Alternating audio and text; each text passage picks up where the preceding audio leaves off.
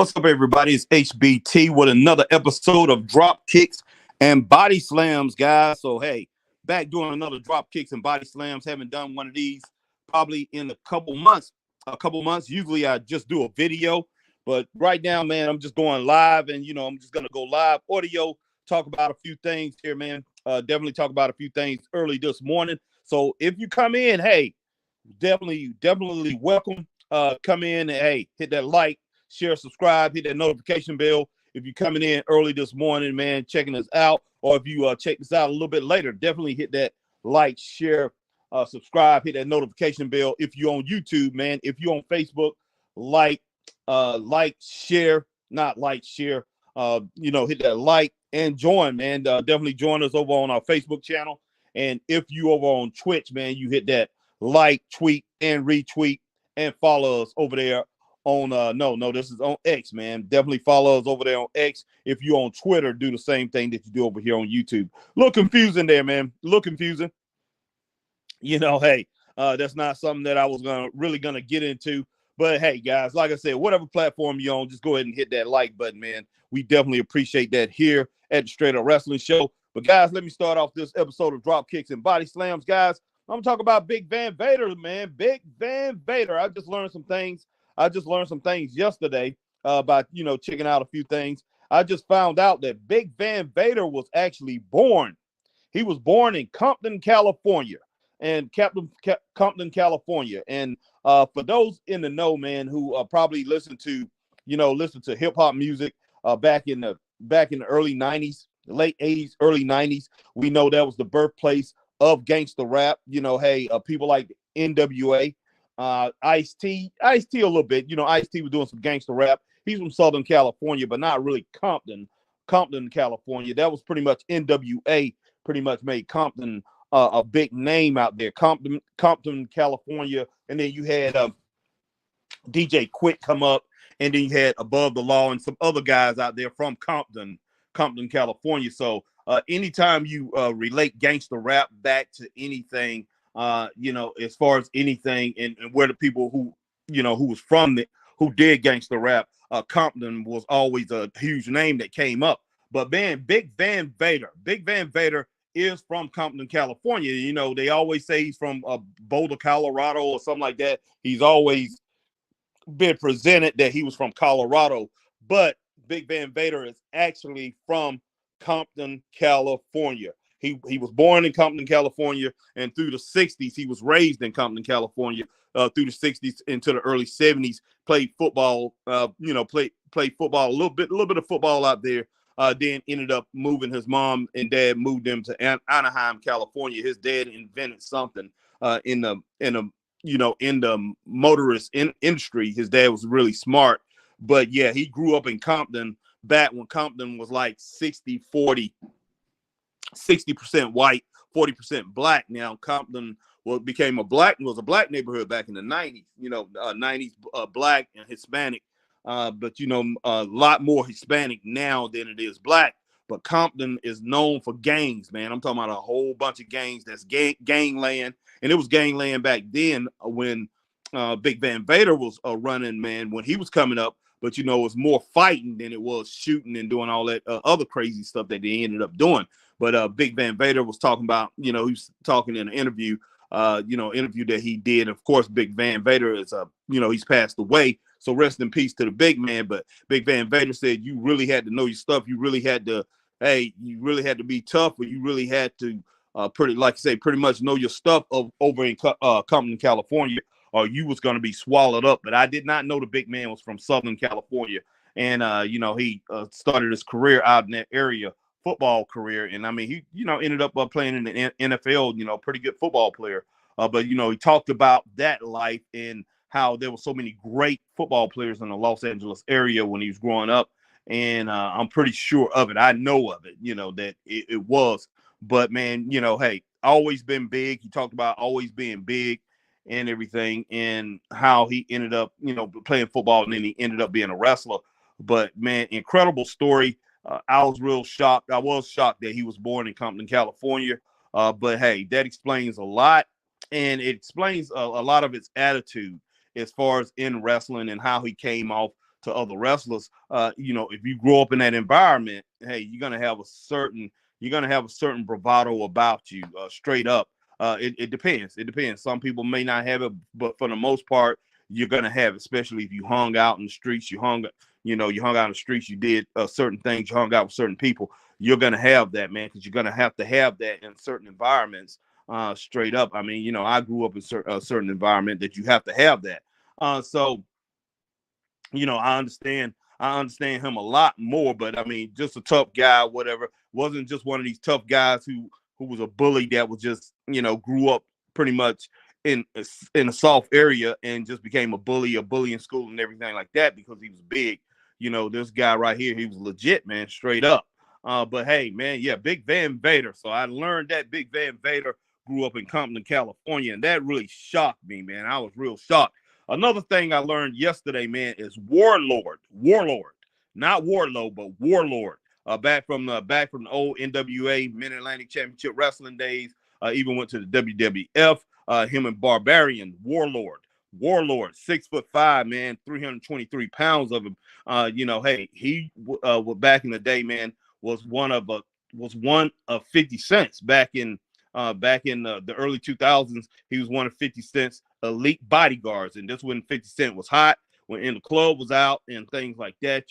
Warlord, he went through the training and became one of 50 Cent's 50 Cent's bodyguards. It was 4 of them. He was one of them, and he was one of those big time bodyguards. And him and 50 Cent formed a real good friendship out of that, and they're still friends to the day. But yeah, Warlord was one of 50 Cent's bodyguards, man. I did not know that. I was real shocked to learn that. And I can understand if they didn't publicize that or anything like that, because, a lot of people knew who Warlord was.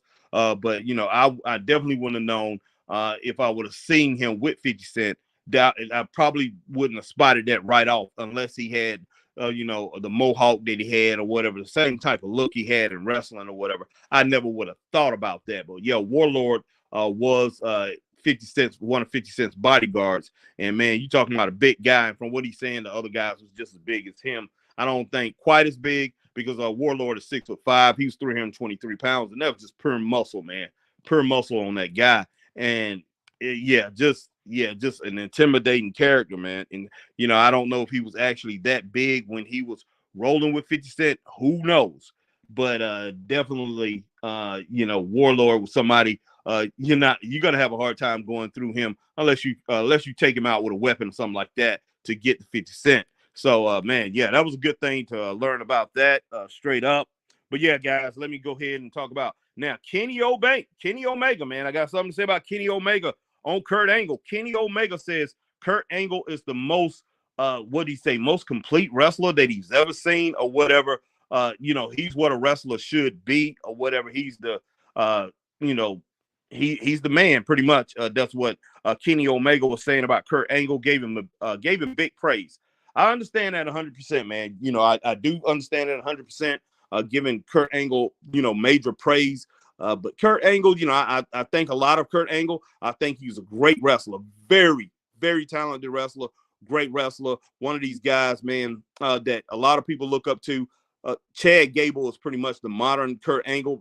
Doesn't have the size, close to it, but doesn't have the size of a Kurt Angle. And big ups to Kurt Angle, because Kurt Angle, he wrestled, man, had a broke neck, all the injuries and everything like that Kurt Angle went through, pretty much to have this wrestling career. A lot of it could be, money. I don't know if it was all about fame or whatever. Money, making sure he secured a future for his family. If he did that, that's very noble.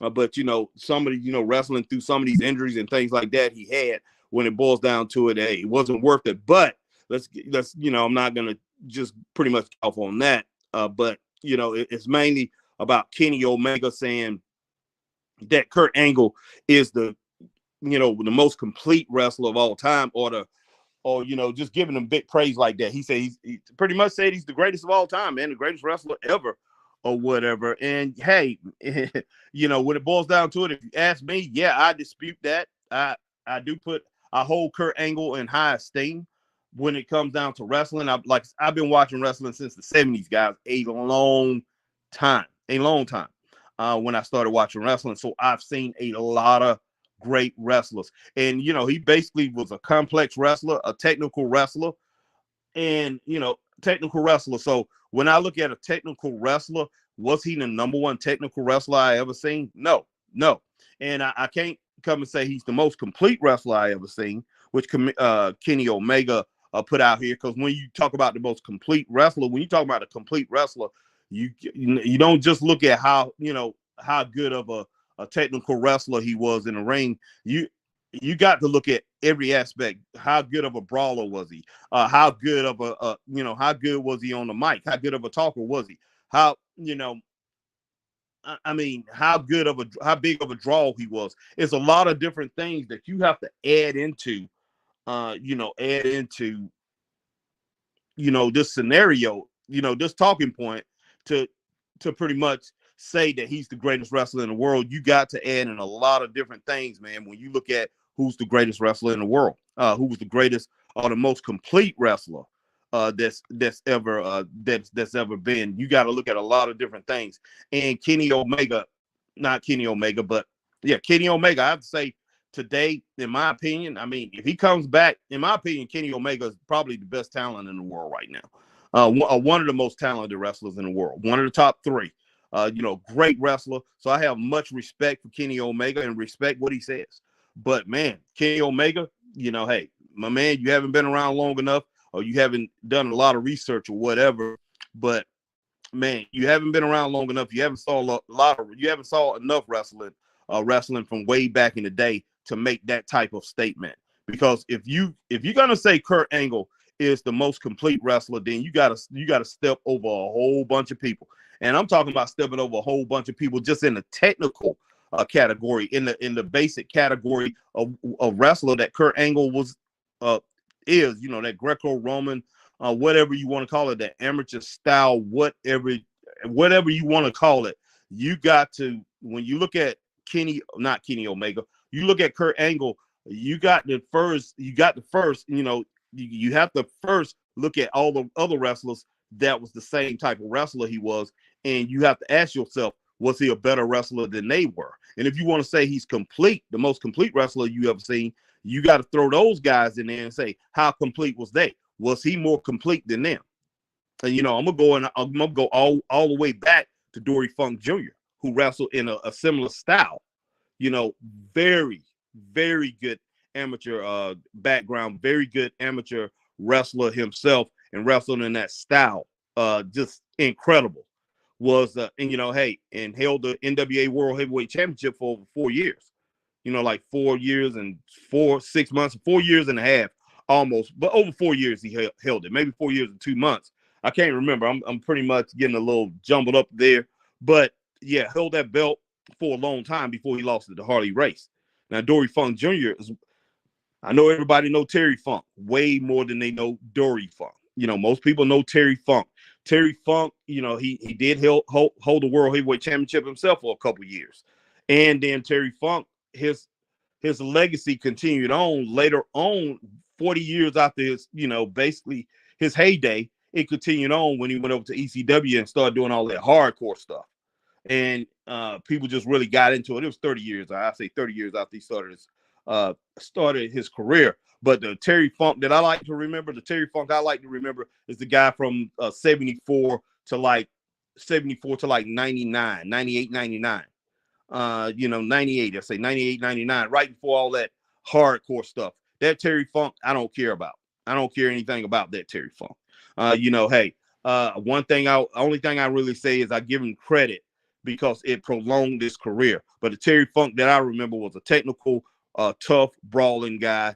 You know, didn't get in there and do all the crazy stuff that he was doing. But this guy was a wrestler, just like his brother and just like his daddy. He could get in there and wrestle, just take you down. And he was in that mode of Kurt Angle too, but not as much as Dory Funk Jr. So I gotta ask when I saw that, you know, I started thinking, hey, is he better than Dory Funk Jr. at that? Then I started thinking, hey, is he better than Jack Briscoe at that? Jack Briscoe was an NCAA champion, 2-time NCAA national champion, great wrestler, man, in the same mode. Complete wrestler, NWA world champion for over 2 years, 1975 to 1977. Great wrestler in his own right. So I'm like, okay, Kurt Angle, Was Kurt Angle a better wrestler, a better representative, a more complete wrestler than Jack Briscoe? I can't say that, man. I can't say that. So that is hard. So that's what I'm talking about. You have to start throwing in names. I throw in Les Thornton, the first man that they said, called Les Thornton, the first wrestler, the man of 1,000 hoes. Les Thornton. Is he a more complete wrestler than him? I don't know if he's better technically than Les Thornton. He was a more complete wrestler than Les Thornton, but I can't say he was a more of a complete wrestler than Dory Funk Jr. and Jack Briscoe. Maybe Dory Funk Jr., but not Jack Briscoe. I can't say that. I definitely can't say that. So, but yeah, man, I mean, Kenny Omega, when you make a statement like that, man, wow. And yeah, Kurt Angle didn't come up and start bragging and say, yeah, I am the most complete wrestler or whatever. He just thanked him, and he looked at it as big words from a man like that and says, I would love to meet you. Never met you before, and I would love to meet you. So I can't blame him for taking that and running with it, because hey, Kurt Angle, man, he deserves his praise. He definitely deserves his praise. I'm not gonna sit here and say people shouldn't praise him or anything like that. He is definitely worthy of it. He's definitely worthy of it, man. I love Kurt Angle, but yeah, like I said, man, you have to go to people. You have to go to people that wrestle in that same style that Kurt Angle brought, and say, hey, is he a more complete wrestler than they are? Is he greater than those guys? All right, man. So hey, I look at other people. Let's see, Bray Wyatt's dad, man, Mike Rotundo, wrestled in that same style. Is he better at that than Mike Rotundo? Not in my book. Not in my book.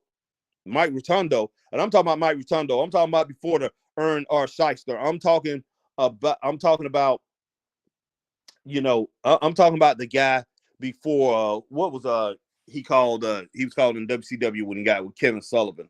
He before IRS, he was running with that same type of deal, but not IRS. It wasn't IRS, but I definitely like what he ran with in the WCW. It pretty much rolled into that IRS, but I ain't talking about that guy. I'm talking about the guy that wrestled in WCW, that wrestled in that amateur style.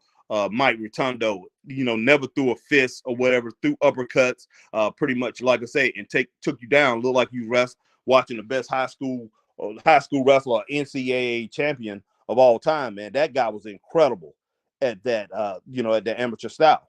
And is Kurt Angle better than that? Better than him at that? I don't know. When it boils down to it, like I said, I don't think so. From what my eyes saw, I don't think so. And I saw Mike Rotundo go against Dory Funk Jr. in a series of matches, those type of matches, and Dory Funk Jr. took out Mike Rotundo. He giving him a wrestling lesson. Dory Funk Jr. is incredible, man. Incredible. So, I have to look at people like Bob Backlund. Is he better than Bob Backlund at that amateur style wrestling? That Greco style catch as can wrestling. Is he better than those guys at that? Is he better than Iron Sheik at that? I don't know. I say, in my opinion, he's better than Iron Sheik at that. But is he a more complete wrestler than Iron Sheik? I couldn't say that. I won't say that. Man, is he better than Bob Backlund?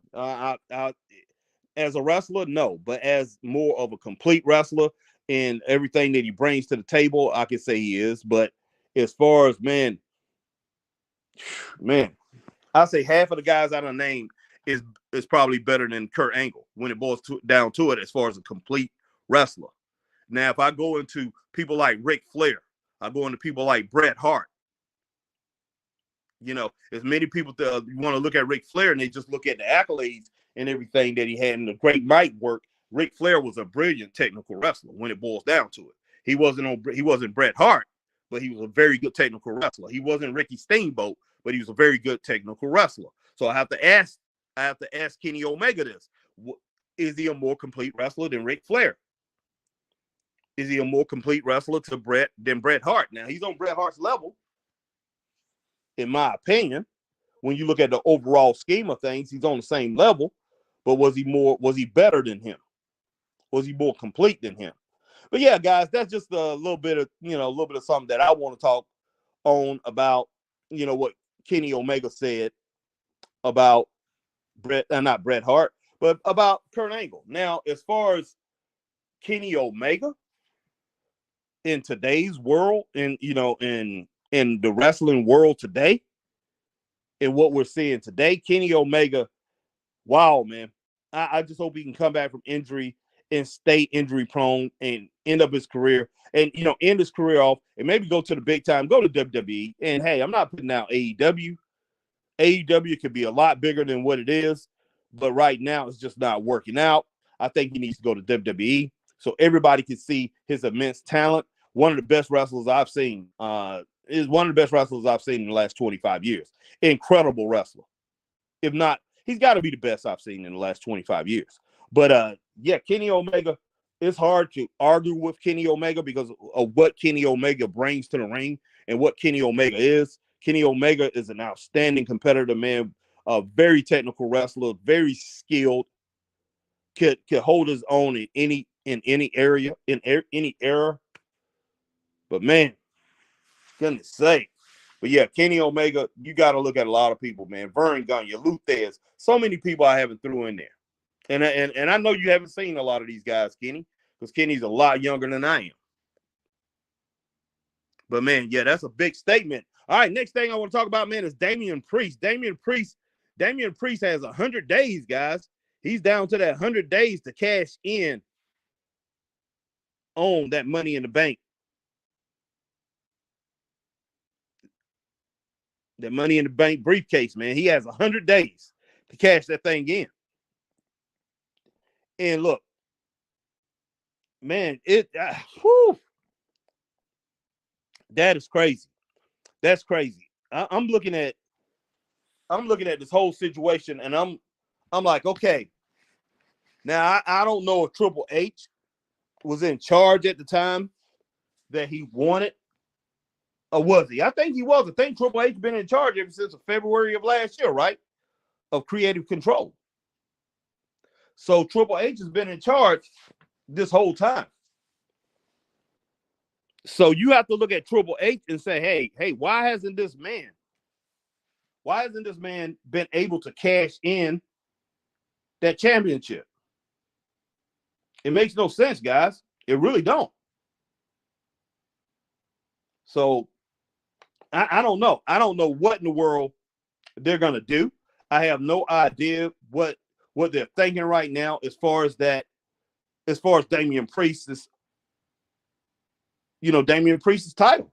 Now they had a lot of botch ups, a lot of things that they was doing and trying to put it out there that, hey, he's coming for this title, he's coming for that title.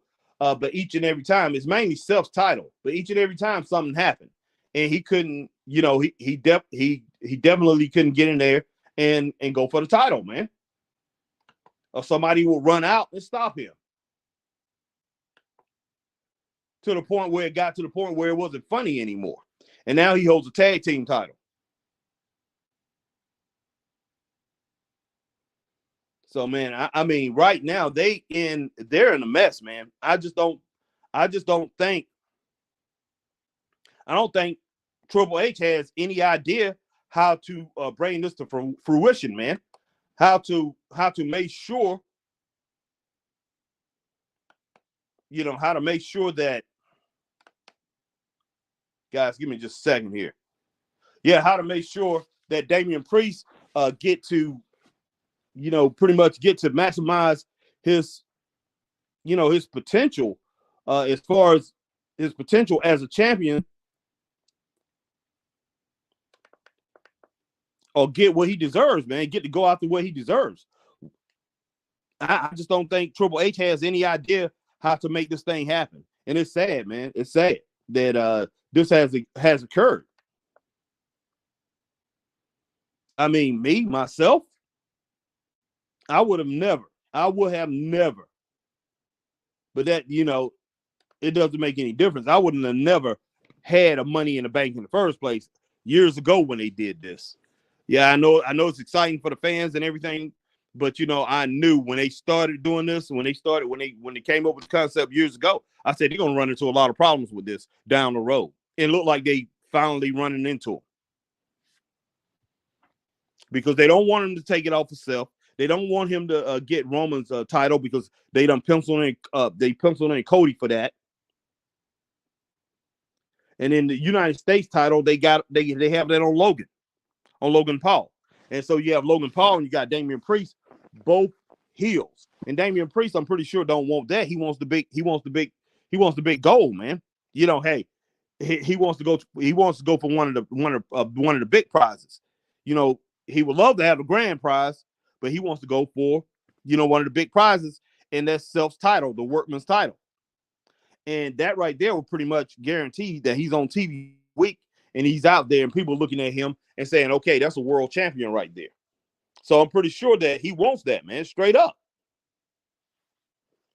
But each and every time he got close to it, they snatched it out of his hands, man. Flat crazy.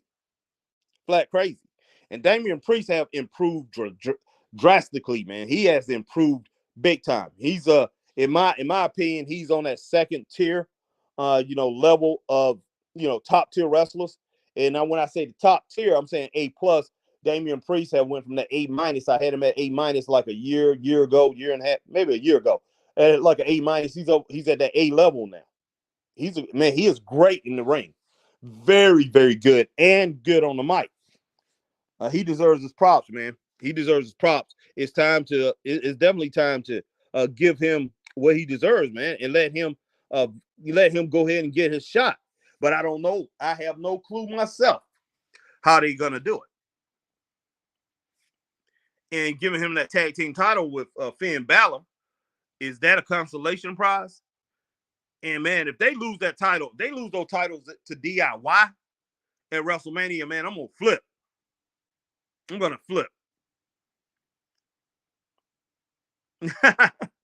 What's going on? Melanie McKeith says, good morning, Harry. Hooty-hoo from Augusta Street. Much love to you too, Melanie McKeith. Appreciate you joining me this morning. But wow, guys. But yeah, if DIY wins that title, those titles, Johnny Gargano and Tommaso Ciampa, if they ended up beating Damian Priest and Finn Balor, yeah, it's gonna blow my. Man, I like it. Me personally, it's gonna blow my mind, and I'm gonna be like, hey, that shouldn't happen. But yeah, Triple H right now, Triple H. Hey, if you ask me, Triple H, man, he's on the hot seat. Not saying he's gonna get fired or anything. I'm not talking about that hot seat, but hey, this guy's on the clock, man, and hey, all eyes on him right now. All eyes are on him as a booker. And one thing about him, he showed me that when he books, he only can concentrate on one or two things at a time. When that bloodline storyline was running, that's all he could concentrate on, forgot about everything else. Judgment Day did the same thing there. And then at one time, it was just bloodline and Judgment Day. But he doesn't have the focus, man. He just don't have the focus to make sure that, hey, the women's tag team titles are being dealt right, being booked right. Rhea Ripley's, the world as the world champion, female champion, ladies champion, if that's being booked right. He completely botched that stuff, man. He really did. He botched the women's division this year, in my opinion. And if it wasn't for NXT, the women's division in WWE wouldn't look as bright as it is right now. Because WWE NXT, Shawn Michaels has been doing it right the whole time. And what they basically done for the last year is prop Rhea Ripley up as this great women's wrestler that can't be beat. And she was ahead of, she headed the Judgment Day. She was ahead of Judgment Day, and she was this tough women wrestler that nobody can mess with, nobody can touch. And she's running things. Mommy, heading out here with Dominic and everything. And I mean, basically everybody's supposed to be afraid of her. And now you got Nia Jax came in, squashed Becky and squashed her. I mean, Bianca's pretty much been out of, she's been out of sight. Charlotte Flair pretty much injured a lot this year, been out of sight too. They really haven't had any really great storylines with a lot of great talent that they have. All this great female talent they have over in WWE. As far as on the main roster, Raw and SmackDown, they really have not had, they really haven't, really haven't had the storylines or had anything for them. They haven't really built anything for them. It's crazy, man. It's crazy. But guys, I am definitely out of here this morning. Man, I got to get some rest. I really do. I wasn't going to do this at this time, but I'm going to go ahead and get some rest, and I will be coming on a little bit later. But I appreciate everybody coming on, rocking with Straight Up Wrestling Show. Hey, stay straight up. We'll see you later. Peace.